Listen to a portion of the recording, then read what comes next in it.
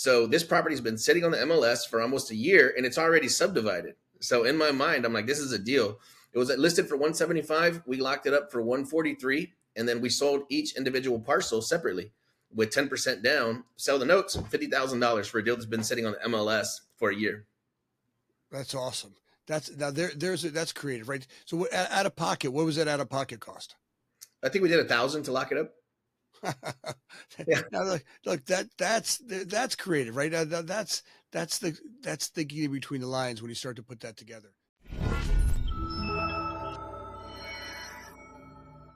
Welcome to Future Factory. My name is Anthony Amunategui, and today you are going to love this show. If you're broke and you want to be an entrepreneur, if you want to buy property, you don't know how to do it yet, this is the show for you to listen to. Take a second, get a pen out. Donnie and Anthony from Hive Mind are the experts on how to buy property with no money down. They're going to help you find investors to help you buy property. You put the work into it. These guys are going to show you how to make money without money. But I want to get started today because we can go a lot of different places with real estate. But as the novice investor, you know, those guys are out there looking, look, I've got some money. I've been putting in a 401k. I want to put some stuff into real estate. I watch those real estate people and they want to watch them and I want to do what they're doing. And where do we start with the novice investor as we start to coach them along, right? Because ultimately, I had guys like you that coached me along in my real estate ventures, right? I didn't go to it solo. I didn't have any idea how to do that. I needed some help. So as you start to meet with that novice investor, that person, maybe they're a little nervous, where do we start them out? I think this is a good place for a new person to start with, no matter what level of experience you're at, is to just get a constant flow of leads. So we have a marketing firm, so we like to start people with having a lot of marketing up and running as much as they can afford. We also have free methods, right? So we get a lot of our deals from the MLS. But I think new people, if they started only with deal flow, that'll help them cut through the hardest part, which is having those conversations with sellers, identifying a good deal. I think there's no faster way for a person to get into momentum unless they start looking at a ton of deals right away. So we like to start there. And when you say marketing, so it's really going out there, hitting the pavement, driving neighborhoods, driving MLS, taking listings and going out and looking at each of the individual deals. So a lot of what we do is automated, right? So where we start normally is have somebody pull a data list and then start either calling, texting, or dropping ringless voicemails, something so they can just get, I mean, you might get 10 or 20 leads on your first day. So we'd like to start there before we actually start pounding the pavement, investing in gas and time. So depending where a person started, if they start driving around and wasting gas, they might not even have that, right? So it depends on what their comfort level is and exactly where they're starting. And like I said, they can even hop on MLS if they're really strapped for cash and start getting leads there, start making some phone calls and having conversations with agents. So they start talking to agents, right? Hey, hi, Bob. My name is Anthony. I'm interested in looking at your property. And what am I saying to the agent when I'm calling them? Yeah, I'll take this one. So our niche is land, so we like land specifically. It will sit on the MLS for months before anybody even makes an offer. So we'll call an agent and they're like, "Yeah, we have multiple offers coming in, and we know they're lying." So every broker I've ever met, they're like, "Oh yeah, I've got, but I'll see what I can do to talk to you." But I've got a dozen offers on the table now, but it's been sitting there for 150 days. yeah, exactly. So that's the kind of stuff we're looking at. So we're looking at a lot of land that's on the market at least 90 days or more, and we're usually offering creative finance, and then we're looking for opportunities. So we trained our students to look for opportunity that other people might not see, not even the agents.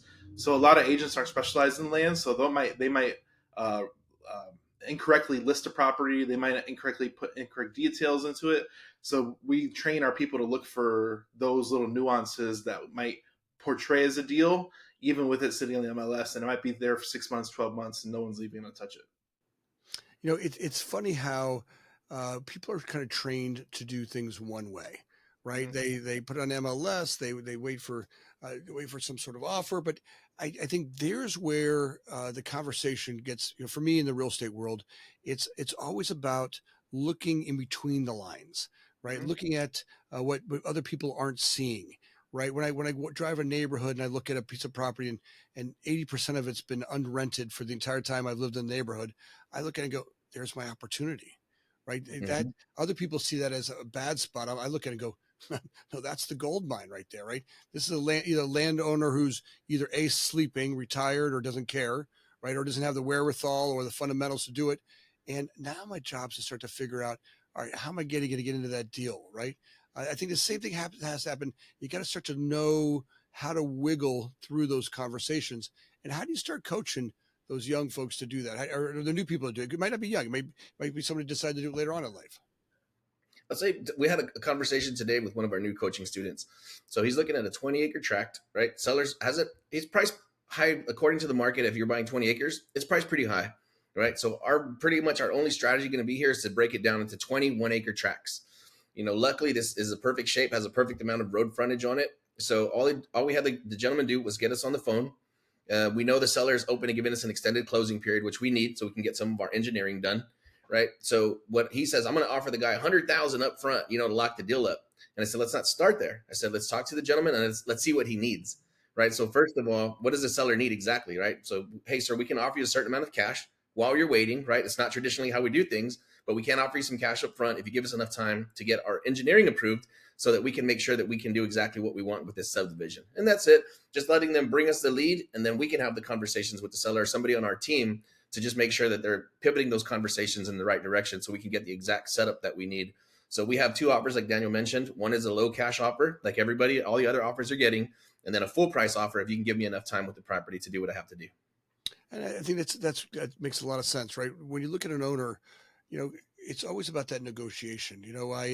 I've looked at deals where you go, all right, I could go and go hard and try to get lowball the guy, but or the gal or whoever I'm negotiating with, or I look, if I can get the time, right? If I can get the extended what I need to do to get the deal done, right? If someone will let me, hey, give me 120 days to do some due diligence, right? Let me if I can put can I tie this up for $5,000? Look, I'm going to give you an offer. Here's a $20,000 check or a $5,000 check, depending on what size the deal is. And I just need to hold it. I need to go do some due diligence. Look, I have to go to the city. I have to find out, can I get through the entitlement process, right? I need a little bit more room in here to figure out what it's going to cost me to get the upgrades for the electrical, the plumbing, the for the gas lines I need to get out there, my utility extensions. What's the city going to ask me for as far as land development process, and how long is that going to take? Is that entitlement process 6 months, 6 weeks, 6 years, right? What's it going to take to get that done? Yeah, that's the seller I had on the phone today. He was trying to lock us into a hole. He's like, what do you need? What do you need? 60 days? I said, that's probably not going to cut it. He said, what about 120? I said, well, that may not cut it either. It's just going to take as long as it takes is what I need from you. And so he kept trying to pigeonhole us down into this little 60 or 90-day window. And I said, sir, it sounds like you're in a great hurry for whatever reason. I said, so we might not be able to buy this from you. Just FYI. I said, we're buyers. We think the price is a little high, but we can probably still make it work. But with your shortened timeline, I said, it sounds like it might not be a fit for us. And sure enough, he said, well, how much time do you need? Why don't you call the city? Why don't you get back with me? So he's open. I think it's going to be a tremendous deal. But, just trying to work with those timelines. If he can give us enough time, it's a deal. If not, we'll just move on to the next one. Yeah, if I can tie it down, if I can get that room from an owner, and sometimes I might go and say, hey, look, I'll take it for, if I can get it, for 120 days. Let me tie it down for 120 days. But I also want to be able to know that, hey, look, if I get to 120 days and I need another 120 days, here's what I'm willing to do, right? I'm not going to do that for free. Sometimes I'll say to them, look, I'll put $20,000 down as a deposit, right? If I get to 120 days, I want to opt out. Great, I'll opt out. But if I want another 120 days, I'm willing to put that 20,000 at risk, right? Because at that point, I know that maybe I don't have the time I want, but I will be willing to work on risking that amount of money, whatever that money is. If it's 5,000, 10,000, 20,000, whatever that risk is, I'm gonna have. But I'll buy myself another 120 days on a real estate deal to make that happen. I find that that's a pretty good strategy on some of the land deals. We'll look at even some of the property deals, because at the same time I'm out there buying, shopping the heck out of it. Because as soon as I go to put that deal together, I'm beating the streets the next second, trying to put the real estate deal together. I know because they got to go through their real estate committee. By the time I get the client out there, get them to approve it, go back and forth with their real estate committee. Some clients are a little faster. Sometimes I know that in advance where they're looking, so it might make that entitlement or their process a little bit faster. But what the variable for us, it always seems like it's the real estate deal on the on the city side. Yeah, 100%. That's why we try and set proper expectations with the seller, so we don't have those hangups, because we've dealt with other problems where the seller we didn't meet expectations, and then they're mad, everybody's mad, and like, we just need a little bit more time. Yeah. Now, as you're looking for deals, what are some of the other secret signs you're looking for? I'll tell you. So properties that are grouped together, like clusters of properties. I was having lunch with a friend of mine. We were at a barbecue place sitting down, and he said, I saw this property that's right off I-37, which is the main highway that runs right to the middle of San Antonio. And he says, it's a small house sitting like on an acre, and it's connected to some other acres. He says, it's been listed for like a year. So in my world, right, we take let's say a 4.5 acre tract, the total property of this is, to separate that, right? If you're going to cut down below 10 acres, you're going to split that property. It could take 9 months. It could take a year. So this property has been sitting on the MLS for almost a year, and it's already subdivided. So in my mind, I'm like, this is a deal. It was listed for 175. We locked it up for 143, and then we sold each individual parcel separately with 10% down. Sell the notes, $50,000 for a deal that's been sitting on the MLS for a year. That's awesome. That's creative, right? So out of pocket, what was that out of pocket cost? I think we did $1,000 to lock it up.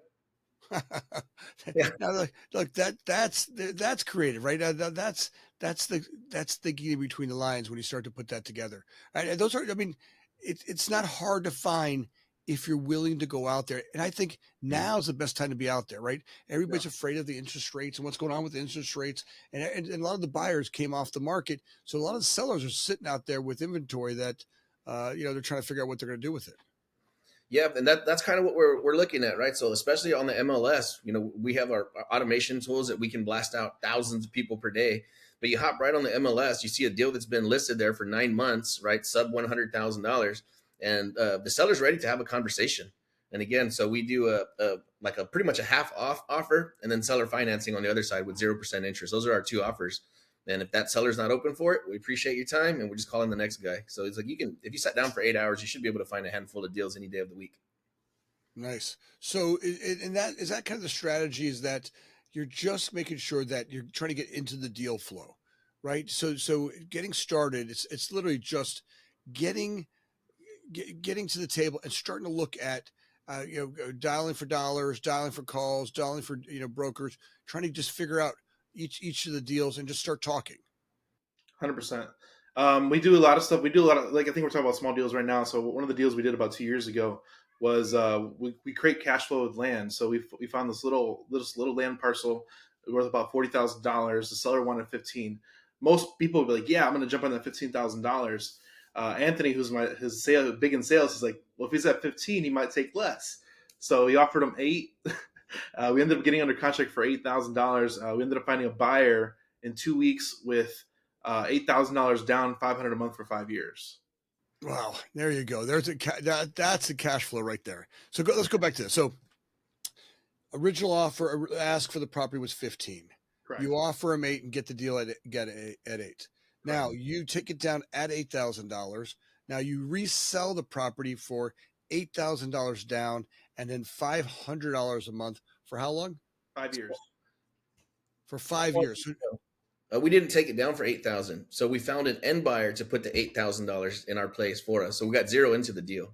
Zero into the deal makes it even better. That's even better. So you're just trading paperwork at closing to put the deal together. That's it. Free note. That's a free note. That's a really good deal, right? And that's the stuff, the strategies that are out there if you're just creative, right? I've done some deals. I just bought a property, $500,000 property, and it was a guy who's owned the property since they built it. They built it probably 40 years ago, 50 years ago. Him and his father built the property, and they've had it for a long time. Tired piece of property. Gone through COVID. The renter fell apart during COVID, and it was sitting abandoned for a couple of years. And I'd gone over and I met the guy, and he was in his senior years. But the problem is he didn't want to sell the property and take the capital gains. Yep. Right? He's like, I didn't want to lose. He's like, he had this property. Probably had $100,000 into it for 30 years ago. Right? He's had some cash flow out of it over 30 years, and now his base is zero, so he's going to take a hit on the capital gains. And he felt really crappy about it. He goes, but I'll cut you a deal. He goes, look, if you find me a way where I could buy down that, and so I did a rent to own with them for 3 years. And at $7,000 a month, the rent, I went back in and spent some money to refurbish the roof and put a put some, clean up the inside, some new flooring on the inside. Probably cost me out of my pocket maybe a 50 grand. But that was altogether picked up a $500,000 building, put 50,000 bucks into it, have a tenant who's now I'm cash flowing with two tenants that are in that building that cash flowing me above his rent to own a couple $1,000 bucks. And now, now I've taken down a property that I would have probably spent, the 500,000 to buy plus another 50 to fix up to get there. And, I've returned my investment happen pretty quickly. So I think that's a lot of times just getting creative. And a lot of people just have this blind spot for real estate, right? They can't see it, right? They get out of the creativity mode that that are available to us, right? There's a billion ways to do a deal. And I think that's something that a lot of folks just don't remember or don't even know that they can do it. They just assume that this is how my dad told me how to do it, or here's how my mom had, this is how I was supposed to do it. But there's a million ways to put together a deal. And how do you really enforce that with folks? I think again, it's having those conversations. I mean, just looking on the MLS, and congrats on that deal. I would love to take a deep dive on that one sometime with you. That's a great deal. So we ended up closing that thing. We closed. We paper closed on it. We filed a note. So that's what you actually like. So we filed against the title. So we've got the lien against the title on the way that we wrote the deal. So now it's 100%. Look, no matter what happens, if a guy dies during the process of this, if anything happens, so it legitimately transfer title at his death or at the end of the lease to buy it after 3 years, at least to own. And we buy down his capital gains dramatically. I buy down my tax requirement forever, and now I've got a pretty good deal where it would have been a $500,000 property. Now I'll be in I forget it was $180,000 property by the time the 3 years were done, and the only thing I'm paying for out of that rent deal is the tax and insurance come out of it. 100% of the rest of the money goes to principal, and the tenant is paying my principal. Man, that would be an excellent deal breakdown call. I feel like we could talk about this for an hour. You did a lot of amazing things into this deal as far as like putting the rent to own, protecting yourself, just so many different cool strategies all combined into one. And I guess there's no other place to get that other than experience. Well, and I think that's what you have to do. You have to constantly be looking at, and that only happens by talking, right? Mm-hmm. Just like you said, you went over and talked to the guy. Spend some time talking to the person selling. Right. There's and now sometimes you can't get to them. Look, I just lost a deal over here in Illinois that I really wanted. I've got a school that would go into a great, and but the landowner has too much of a tax lien on it. Right. It's he wants about $800,000 for the property. He's got a $470,000 tax lien on it. Wow. And the building needs about another $1.5 million worth of renovation. And just the way I look at the properties, by the time you're done, it's just too upside down. By the time you're done with the $1.5 million upgrade and the $400,000 tax or $475,000 tax lien, you just can't get it to pencil out. And that just might be the case, right? You might have to let the owner lose it in the tax sale, right? He's going to end up losing to the guy who finances taxes, and then try to negotiate with those folks somewhere. Once they get the property on their side. Man, yeah, that's what I was thinking. Maybe let it go to tax foreclosure. But if he has a lien on the taxes already, but I was thinking, go back and win it from yourself at the courthouse and work out a deal with him that way, because he can bid against himself, right, to infinity. Yeah, no, he just lost. He lost it to. He's already got someone who paid off the taxes, and there might be a way to go after those guys and sit down with those guys, but I haven't gotten there. We just did this last week, so.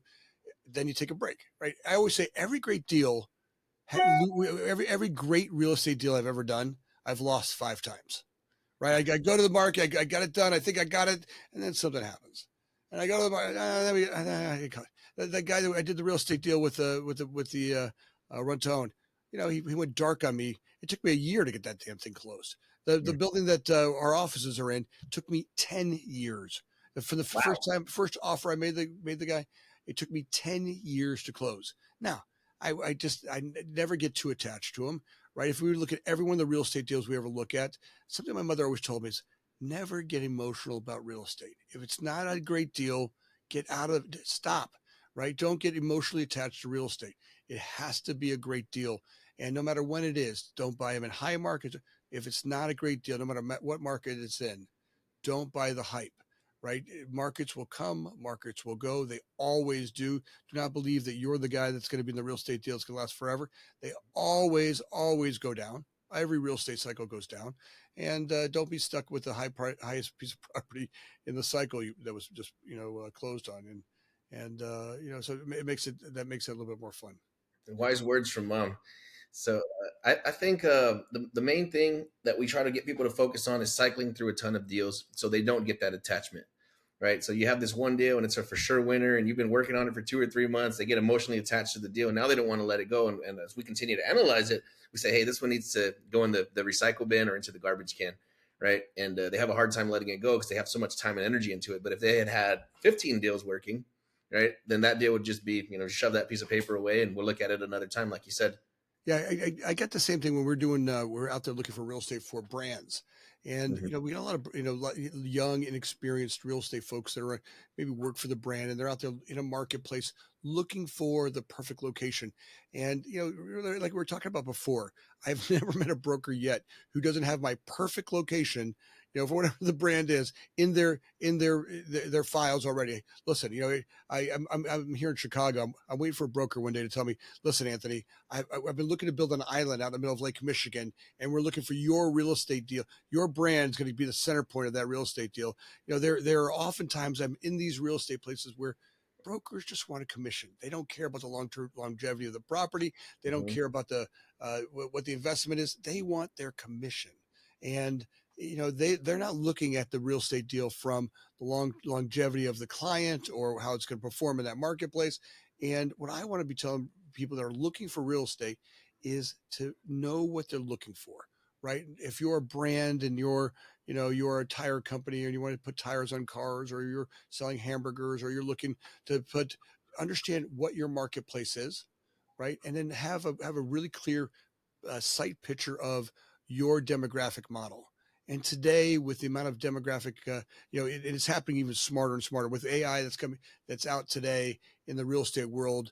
What I used to be able to look at a piece of property with, a traffic count, and I could click, people walking by, people driving by, maybe on each piece of property, and look at, those demographics, or take some property analysis stuff, and maybe have 10 or 15 characteristics of a great market, of a great property. AI is bringing thousands, 1,000x to that with social media information and cellular information. The amount of data on each location is just it's tremendous, and I think that's going to be our advantage on the land development side as we start to take down properties, to really look at a marketplace in a much smarter way than ever before, so that as we start to go to sell the properties, to be able to look at people and go, look, this is why it's a smarter place, and here's the information that you really want. Look, in this marketplace, we've got household incomes that equal X, and here's the breakdown of those neighborhoods and those people. And as we start to put them together, here's why we feel that marketplace is going to increase so fast. And if you look across the world, I just got back from Spain this week, and if you look across Spain, in the northern parts of Spain that I was in, I started in Barcelona and kind of worked my way through the northern portions. You really noticed that, every single building in every market, in every location, was 4 to 6 stories tall, right? They're all multi-story properties. They've been through hundreds of development cycles, where our country has maybe been through a dozen development cycles, and each development cycle, those properties increase a little bit more, right? The 1 stories become 2 stories, the 2 stories become 4 stories, right? And those property always increases. A lot of us can't see that yet, and just know that it always will. Just we got to find our way into them. Once we get into them, how do we start to increase those values? Man, I love the idea of real estate becoming more of a data. It's always been a data driven business, but to have that data at your fingertips now at scale, I'm really excited about what's around the corner. Not only from us from a marketing perspective, but yeah, if you can just have like a bot just spit you out and say, hey, out of the 200 leads that were submitted this month, these 3 are your top outliers, right? And these next 7 are just one step below that. I think that's like dream world right there, where all this stuff is just completely All right, automated. you want me to blow your mind? You guys ready to get your mind blown? Let's go Please. AI. Let's go AI mind blowing, right? So imagine that in the second. So all right, let's see here. Daniel, you and I, Anthony and I, let's say we're going to build the world's best sub shop. Daniel, you've got meats like no, you know how to get the perfect meats to make the perfect. Anthony, you come to the table with the world's best bread. You make bread that makes people's mouth water. You're ready to make Daniel and Anthony's and Anthony, we're going to be A&A's, Daniel A&A's sub shop. We're going to build the world's best subs. We're going to spend $400,000 per location. We want to open up 10 locations. Imagine AI telling you exactly where to go, exactly what your best marketplace is, how much it's going to cost, when you're going to open, in how much cash you're going to need, what days you're going to need to have the cash available in the second you decide to come up with the concept. Right? Just imagine that what's coming down the pipeline in the real estate world is never before seen. Being able to look at drawings done by artificial intelligence, Hmm. right? Permitting done by artificial intelligence, construction being designed, built, and scheduled by artificial intelligence. There might be a couple of being able to do site selection, look for the perfect location for our sub shop, being able to look at household incomes, travel times, soccer schedules, being able to tell you where our sub shop will fit the perfect marketplace, even to the point where those plans will be digitally done in the system, and be able to know what our construction costs will be on that property at the time we design our sub shop. What's coming down the pipeline in artificial intelligence is getting ready to blow our minds. I'm looking at brands today saying, look, if you're not digitally designing every one of your stores for the future, right? The combination between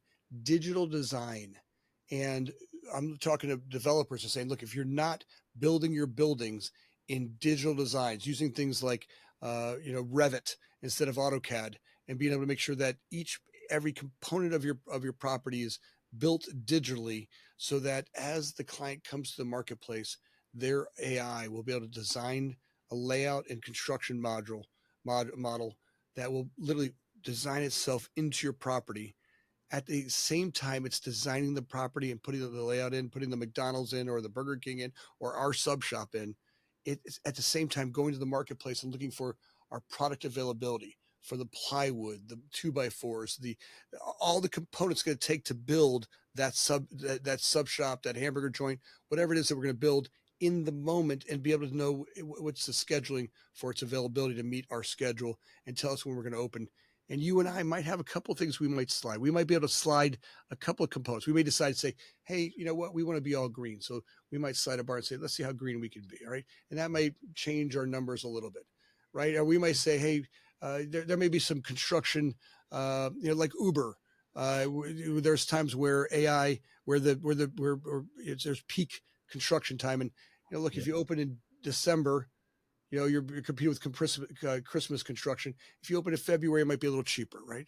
There may be a couple of slides that we do we'll adjust our costs, but what's coming down the pipeline and those categories is starting to blow my mind, and it's getting pretty excited. So I'm sorry I went off on a little tangent. Hey guys, you can edit that out if I went too far. Well, I think that's great, man. And this is another one of those conversations that is never, I mean, you can have this conversation forever until it actually arrives, right? And once it arrives and blows our mind, it's going to get even better than that. So I think this is the first time probably in history we can actually like see the future mapped out in computer models. So now it's not an educated guess anymore. Like, no, this is how it's going to go down. I mean, as excited in construction, and real estate as I am about what it can do for the body, right? So they take a snapshot of your blood and the current condition of your cells, and they can say, hey, it looks like you're going to die at about 75 right now. And you're like, really? So then they can tell you which changes to make to change that trajectory. So same thing that's going to happen into the real estate world is we're going to be able to see these models that like, yeah, it's like you can, hey, is my business plan going to work? And you can see what happens 12 years from now or 17 years from now, just based off of that. So I'm excited, but I love it. It's pretty exciting to go through this and watch all these components. A lot of people are having a little panic attack, right? Oh my God, what does this mean for me? Am I going to lose my job? And I think like every opportunity we've ever had on this planet, if we stay heads up, stay focused, stay healthy, stay in that right frame of mind, really get yourself in peak performance, get to groups like yourself. Hive Mind is really about you. You guys have the right mindset, right? You bring to the table that not just healthy way of looking at real estate deals, healthy way of being an entrepreneur, a healthy way of really investing in real estate. Talk to folks about how to get a hold of you. And really, I want to make sure that we really bring people into your group and have them understand how they connect with Hive Mind. So we're at Hive Mind CRM on every platform. We create a lot of content. We have our own podcast. We do a lot of outside outreach. We just filmed a pilot for a TV show a few weeks ago, actually a few months ago. So we haven't released it yet, but we're working a lot to provide a lot of content in the land space and in real estate investing space. You can actually text us at 210-972-1842. Just text the keyword land, learn about a land mastermind. And then we also do like high level education for people that want to learn about that too. You go to $1,000,000landmastermind.com. What we'll do is we'll put all those links down below and make sure that everybody has it. And audience, look, I want your input on this, right? When you're looking at real estate deals, what questions do you have for Hive Mind? Put those links down below, or put those questions down below. I'll make sure we get them answered. We love when you guys ask us questions and we get them out there. We'll make sure that we get them both to Daniel and Anthony and get you some responses on those. Any other ways to get a hold of you? What are the locations could we get a hold of you guys? We're on every platform: YouTube, Instagram, Spotify, Apple Podcasts. If you search Hive Mind CRM, we're everywhere. Even on Threads that just came out yesterday. Nice job. Nice. I was just before this podcast, I was just signing up for Threads. That's amazing. That's awesome. Great job. Danny's all over. I love that. Great job. Well, Anthony and Daniel, I'd love having you guys on the show. What a great job. And excited about our listeners get a chance to play with you guys over at Hive Mind and really make sure that we get to interact with you folks, and love to have you on the show. Anytime you want to come back on again, happy to have you guys on again. Thanks for being on. Thank you. Yeah, I think this definitely requires a round two. Absolutely.